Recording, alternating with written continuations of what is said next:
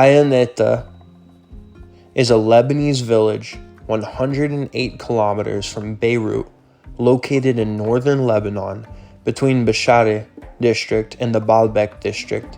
Officially, Ainata is considered a village of the Baalbek district, but its inhabitants consider and prefer the village to be of the Bsharri district, mostly because its name, Ainata-Al Ariz, means Ainata the Cedars, in reference to the Cedars of God near Bsharri, since most of the descendants are originally from Bsharri.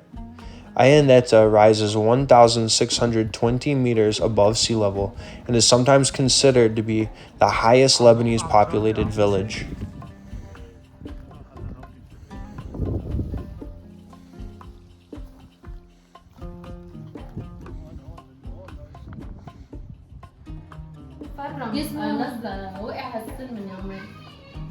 عمو انا اكل هلا اتغديت هلا الله يطريكم.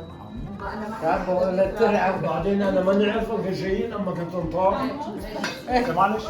Lunch that we were graciously treated to by our hosts was actually all from foods that they'd prepared naturally, things they'd either grown or livestock that they'd slaughtered to put together into meat dishes for us. The name Ainata comes from the Syriac expression for the water eye.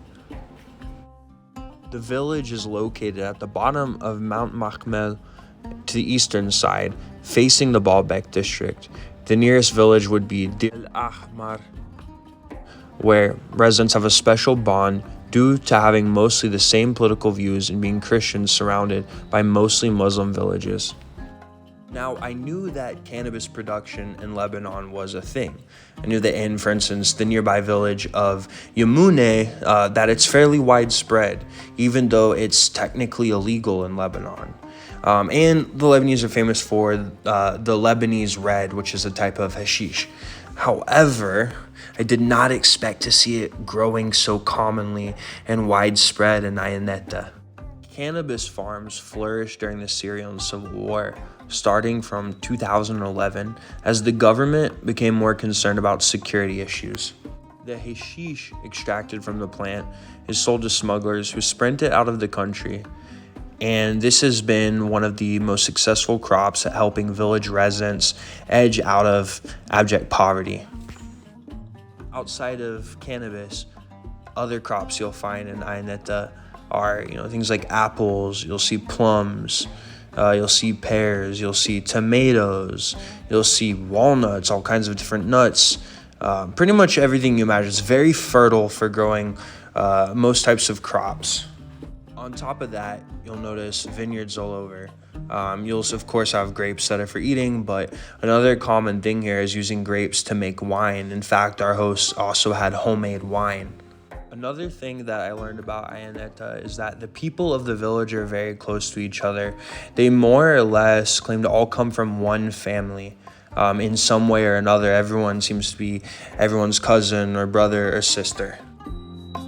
In addition to the close ties to land, the people of Ainata also have close ties to their animals, be them domesticated or wild, which is why here I'm showing you a striped hyena, because during the winter months, apparently the hyenas will come into town in search of food and comfort, and the people are just used to this. The experience of Ainata is that it was peaceful, the people are kind, the community is tight-knit, the scenery is gorgeous, the food was natural and fresh and straight from the land. There's enough here that's wholesome, like all the natural fruits and the natural way of living and the sense of community. And then at the same time, there's just a tinge of mystery with the cannabis and hearing about the hyenas walking in during the winter and everything else they have going on. And you feel like there's a secret that you want in on.